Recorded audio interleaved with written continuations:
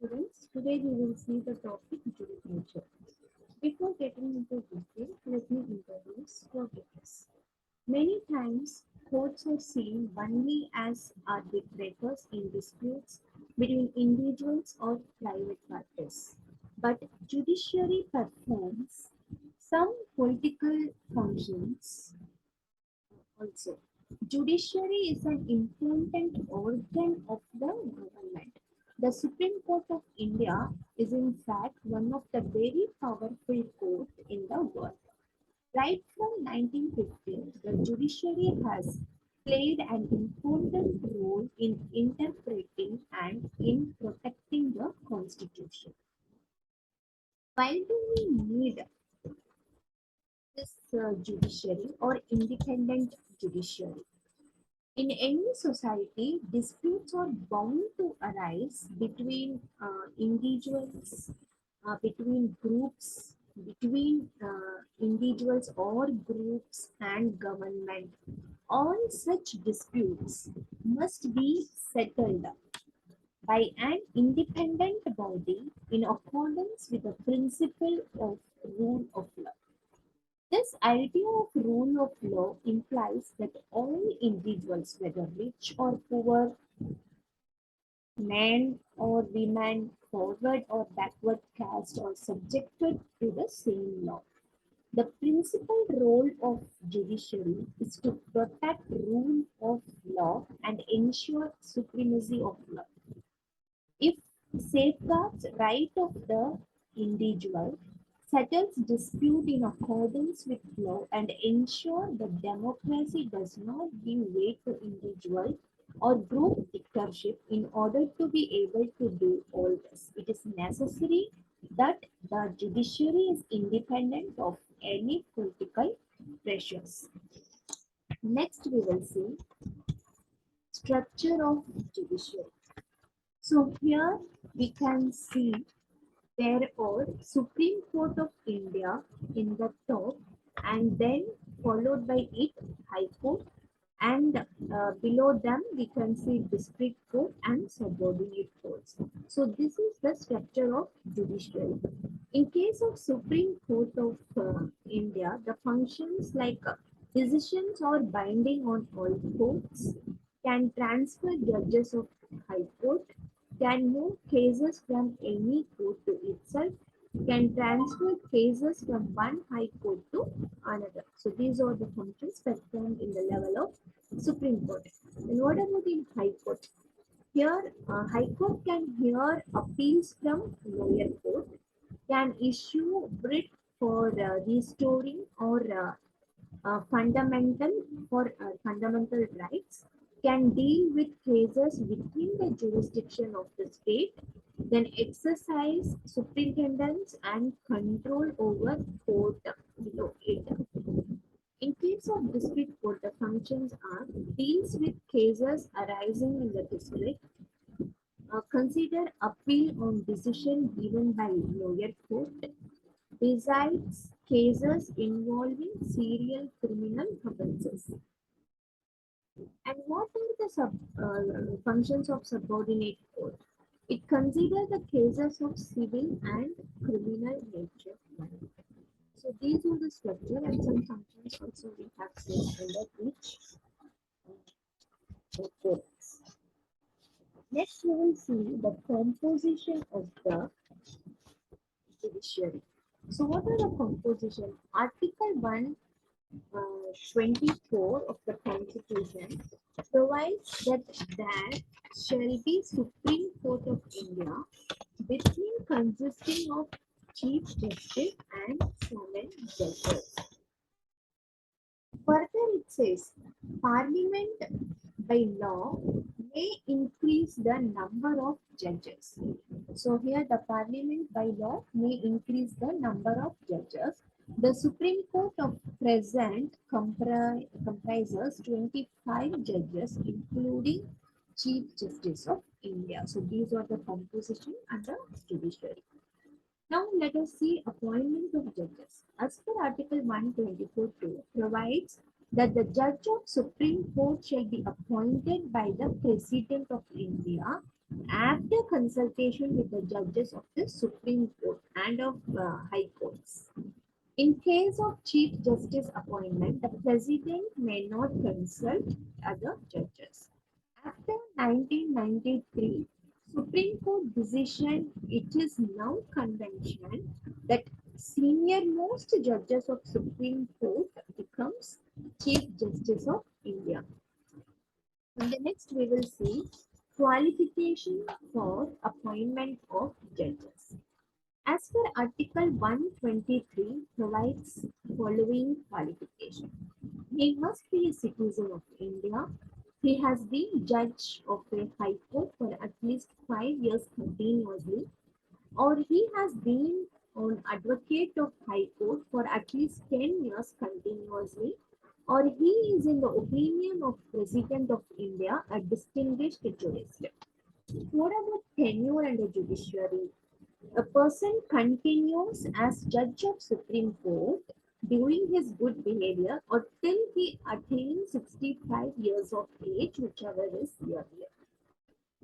In case of removal, as per under Article 124, a Supreme Court judge can be removed on the ground of misbehavior or incapacity only. The procedure to remove a judge is called impeachment. Any house can initiate impeachment, and if it is passed by two-third majority in each house, the judge will be removed. So under judiciary, now let us see what are the how the judges are appointment and what are the role played by appointing the judges. The appointment of judges has never been free from political controversy. It is the part of political process. It makes a difference who serves in the Supreme Court and High Court. A difference in how the Constitution is interpreted. The political philosophy of the judges, their views about active and assertive judiciary or controlled and committed judiciary have an impact on the fate of the legislations enacted. As far as the appointment, of the Chief Justice of India is concerned, over the years, a convention had developed whereby the senior most judges of the Supreme Court was appointed as the Chief Justice of India. This convention was, however, broke twice. In 1973, A. N.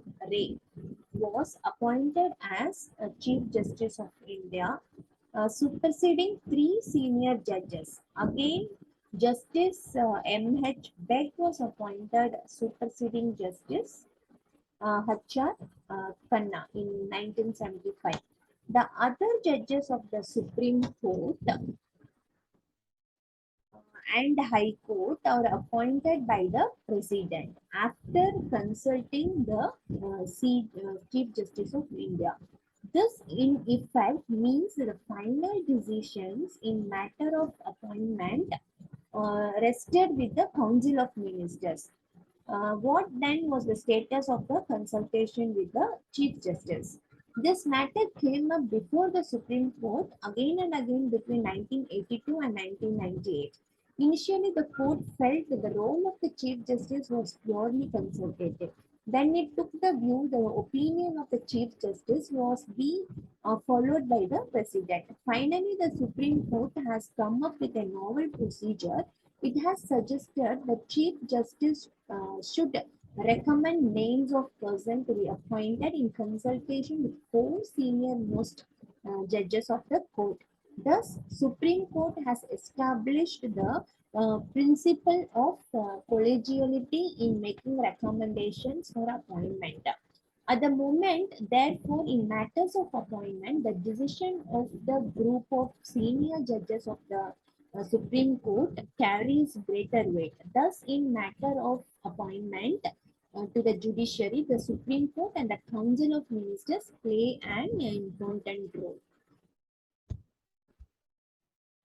When we talk about functions and power of the Supreme Court, we have following functions like original jurisdiction, writ jurisdiction, appeal, appellate jurisdiction, then appeal by special leave, then advisory jurisdiction, court of record. So one by one, I will explain what it is.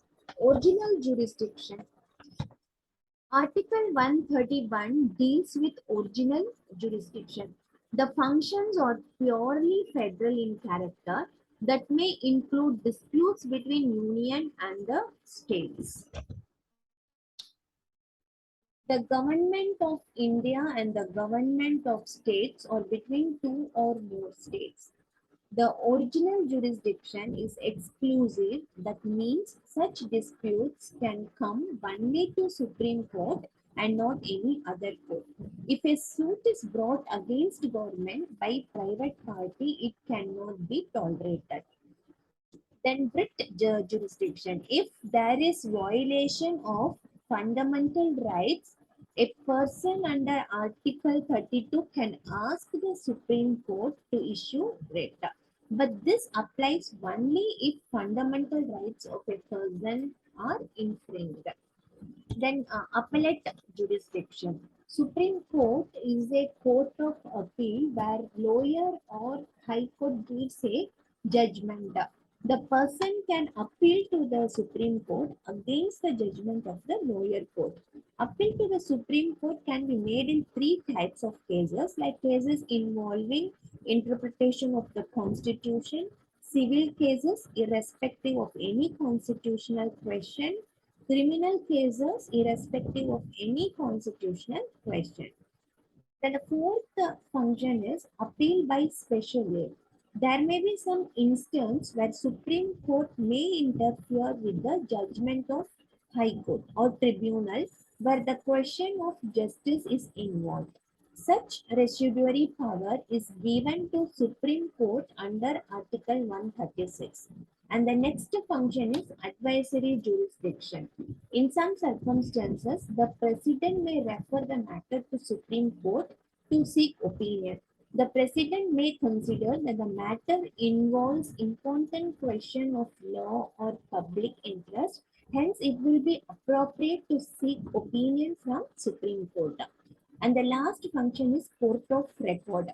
All the proceedings of the Supreme Court are recorded and assume the form of case law. Such decisions are binding on all courts in India. So the next we will talk about High Court in the states. There are 24 High Courts. High Court is the highest court in a state in India. Article 214 and 231 in the Indian Constitution talk about the High Courts, their organization and powers.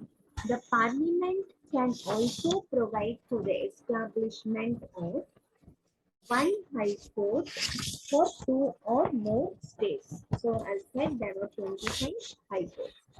For appointment as a judge of a High Court, the person must be an Indian citizen who has worked as a judge in any court in India for a period not less than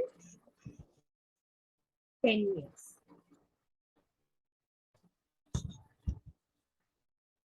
So here, High Court for states. So I said there shall be a High Court for each state. Then what about courts of record?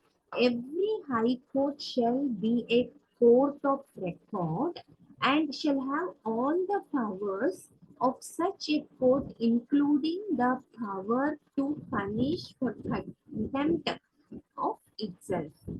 Constitution of High Courts. Every High Court shall consist of a Chief Justice and other judges as the President may from time to time deem it necessary to appoint.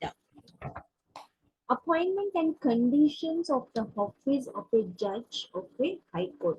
Every judge of a high court shall be appointed by the president by warrant under his hand and sealed after consultation with the Chief Justice of India, the governor of the state, and in case of appointment of a judge other than Chief Justice, the Chief Justice of a High Court and shall hold office in the case of an additional or acting judge as provided in Article 224 and in any other case until he attained the age of 62 years, provided that a judge may by writing under his hand address to the president resign his office.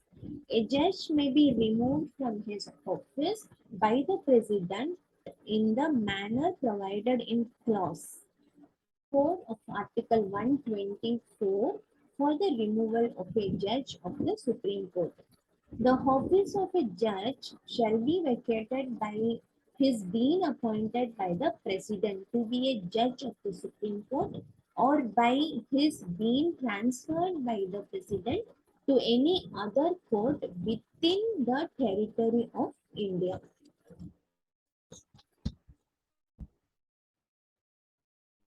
So, what are the power of superintendence over all courts by the High Court? Every High Court shall have superintendence over all courts and tribunals throughout the territories in relation to which it exercises jurisdiction. Without prejudice to the generally of the foregoing provision, the High Court may call for written from such court, make or issue general rules and prescribe forms for regulating the practice and the proceedings of such courts, prescribe forms in which books, entries and accounts shall be kept by the officers of any such courts. The High Court may also settle tables of fees to be followed to the sheriff and all clerks and officers of such court and to attorneys, advocate and pleaders practicing therein, provided that any rules made, forms prescribed or tables settled under clause 2 or clause 3 shall not be inconsistent with the provision of any law for the time being in force and shall require the previous approval of the governor. Next, we will see subordinate court.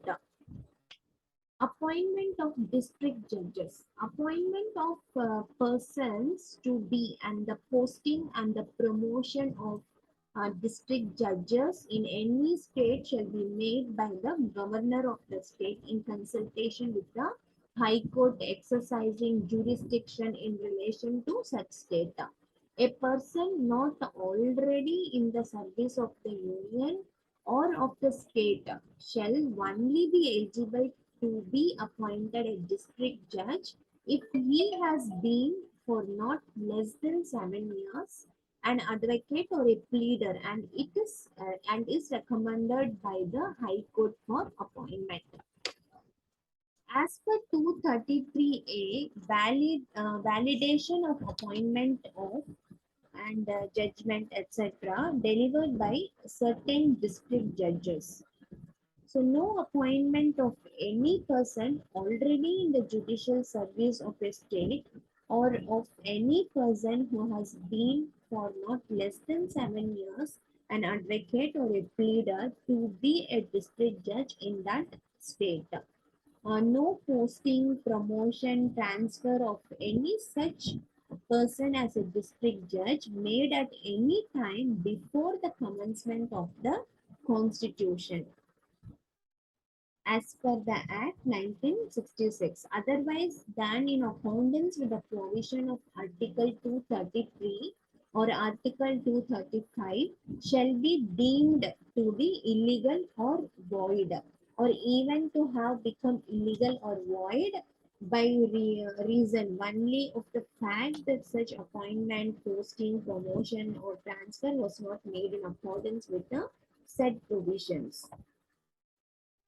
No jurisdiction exercised, no judgment, decree, sentence, or order passed or made, and no other act or proceeding done or taken before the commencement of the Constitution Act 1966 by or before any person appointed, posted, promoted, or transferred as a district judge in any state otherwise than in accordance with the provision of Article 233 or 235 shall be deemed to illegal or invalid, or even to have become illegal or invalid by reason only of the fact that such appointment, posting, promotion, transfer was not made in accordance with the said provisions.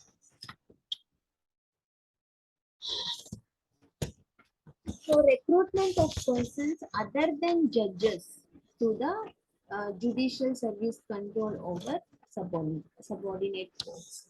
So, appointment of person other than district judges to be judicial service of a state shall be made by the governor of the state in accordance with rules made by him in that behalf after consultation with the State Public Service Commission and with the High Court exercising jurisdiction in relation to such state. Control over subordinate courts. The control over district court and court subordinate thereto, including the posting and the promotion of and the grant of leave to persons belonging to judicial service of a state and holding any post inferior to the post of district judge shall be vested in the High Court. But nothing in this article shall be construed as taking away from any such person any right of appeal which he may have under the law regulating the condition of his service, or as authorizing the High Court to deal with him otherwise than in accordance with the conditions of his service prescribed under such law. And the last one is application of the provisions of this chapter to certain class or classes of magistrates. The governor may, by public notification, direct that the foregoing provisions of this chapter and any rules made there under shall, with effect from such date as may be fixed by him, in that behalf apply in relation to any class or classes of magistrates in the state as they apply in relation to persons appointed to the judicial service of the state, subject to such exception and modification as may be specified in the notification.